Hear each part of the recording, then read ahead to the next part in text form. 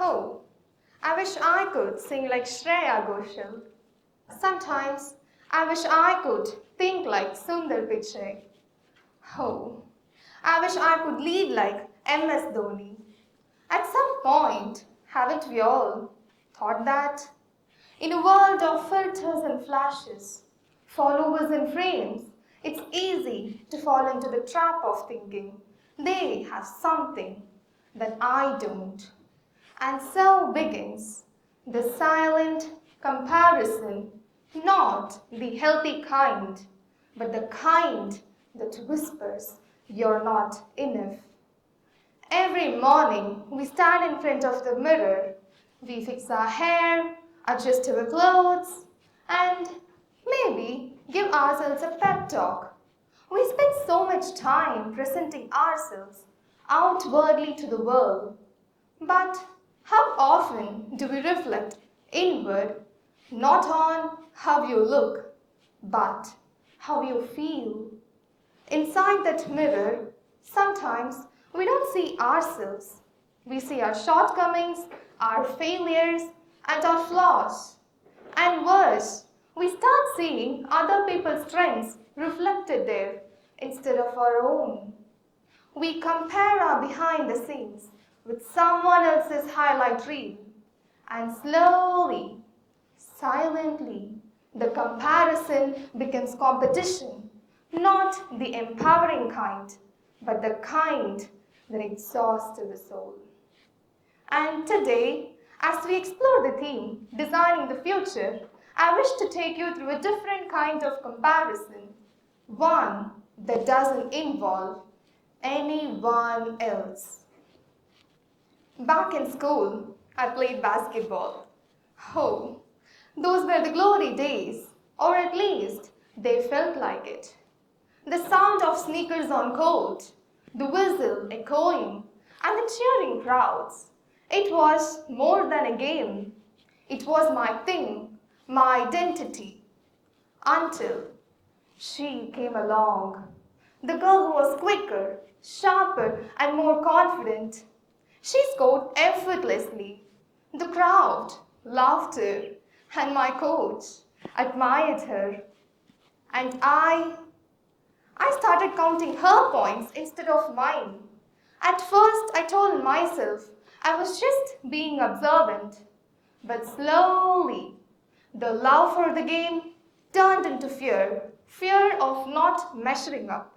It was no longer about playing better, it was about being better than her. And that's where I lost the game. Not on the court, but in my mind.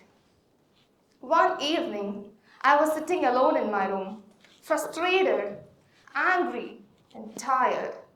My eyes fell on an old diary. Its pages were blank. I opened it and wrote, "Today, I attempted 3 shots and converted 1 for 2 points. I got blocked once and missed 2 free throws. No filters, no egos, just facts." Then I flipped to the previous day and asked, was I better today than I was yesterday? That question changed everything. Every night, I began writing just 1 page, not comparing myself with her, but with me.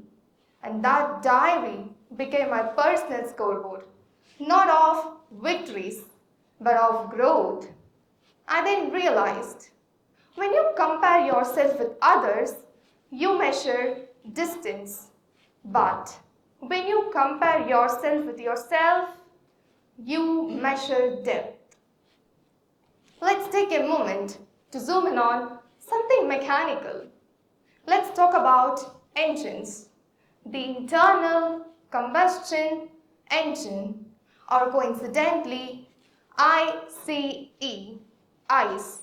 indicating that internal comparison would help us to stay cool and calm regardless of the external environment. An internal combustion engine powers everything, from motorbikes to massive trucks. But its beauty isn't just in its horsepower, it's in its process. An ICE works through a cycle. It's simple, repeatable, but powerful.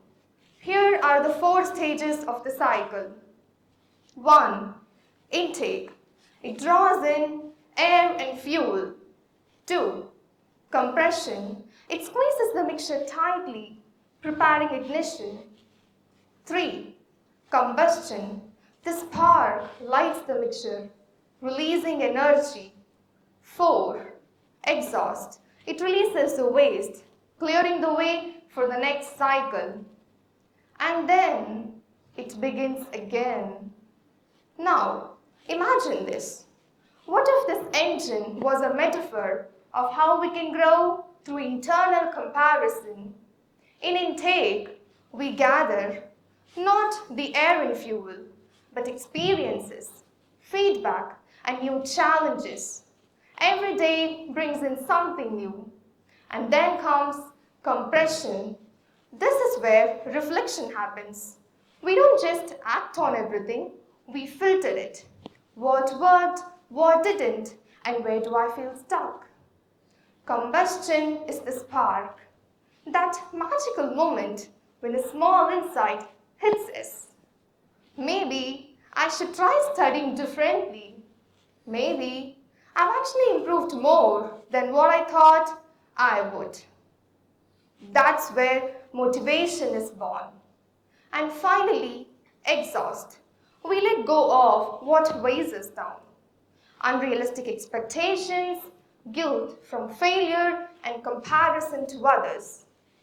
Because progress needs space. And just like that engine, the cycle repeats. But each time, it's more refined, more efficient, and more powerful. And that's how internal comparison works when it's designed right. It doesn't burn you out, it drives you forward. Now, a little psychology. Psychologists Edward Deci and Richard Ryan introduced something called self-determination theory. It says, human growth thrives when 3 things are met. The first is autonomy. We choose to grow not to outperform others, but because we genuinely want to become better versions of ourselves. And the second is competence. When we feel capable, not by being better than someone else, but by improving on who we were yesterday. And the third is connection, not through rivalry, but through shared progress, where success is not a competition, it's a collective journey. But comparison with others breaks the cycle. It takes away autonomy because we start living someone else's life. It makes us feel incompetent because we only see what we lack. And it separates us from others instead of bringing us closer. But comparison with yourself, and that's where you reclaim power. And that's where future is designed. Designing the future means shifting our focus from competition to continuous improvement. Tomorrow's innovators won't aim to outdo others, but to build better than what they did before. In a world full of likes and rankings, redesigning systems around personal growth will prioritize well-being over performance. And most importantly, success will no longer be one size fits all. By embracing our internal comparison, we can create a future that's inclusive, creative, and driven by purpose. Comparison is not the enemy.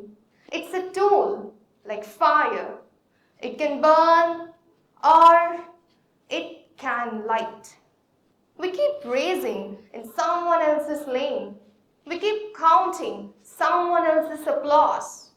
But maybe the point is not to stop comparing, it is to compare differently. Because designing a better future starts not with bigger dreams, but with braver comparisons. Finally, tomorrow morning, when you stand in front of that mirror, ladies and gentlemen, do not ask, why am I not like them? Instead, ask, am I better than what I was yesterday? That one question can design a future that's deeply authentic, widely fulfilling, and entirely yours. Thank you.